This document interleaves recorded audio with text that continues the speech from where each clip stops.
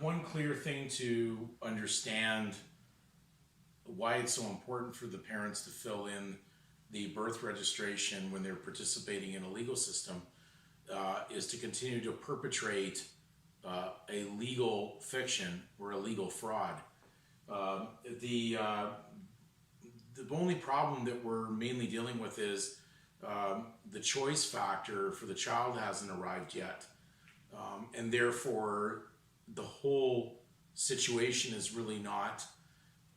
basically binding on the child because the child hasn't reached age of election to choose whether he's going to bind himself to the legal kingdoms of man or he's going to bind himself to the basically the kingdom of God under the salvation of Jesus Christ, the King of Kings and Lord of Lords. So when you look at the statement of birth record,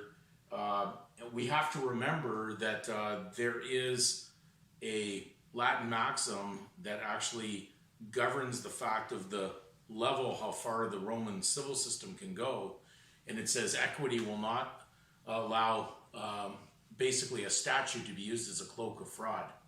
Because legal fiction is based on statute law,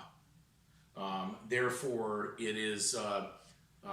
not allowed, even though it may be implied that the child is part of the system, it cannot be used to enforce this on the child when they come to an age to choose. The biggest problem that we've found in this whole discussion, more than not throughout the many years these videos have come up, is that most have all been part of this. So we're not really generally talking to an audience that would have known this. Certainly if your parents had been told with a little bit of a warning that they could not place the given name into the record, which is private, into the public record, and that the child would choose whether to elect to join the legal system at age of 18, which is designated. We understand why that 18 is there. It's certainly the 3 6s, which is 18, also the 1 and 8. It also heads up to 9, which is always, there's a 9-digit social security or social insurance number that operates someone who basically is going to act as a surety for the government issued bond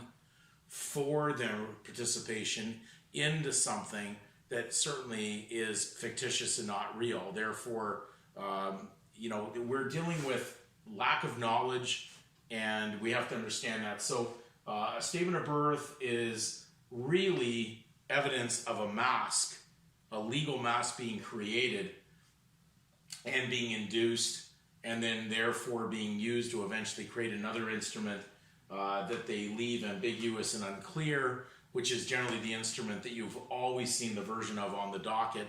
at the courts. Not really given name and surname, but it just appears to be in the sequence of mimicking that in some way. And we're going to deal with that in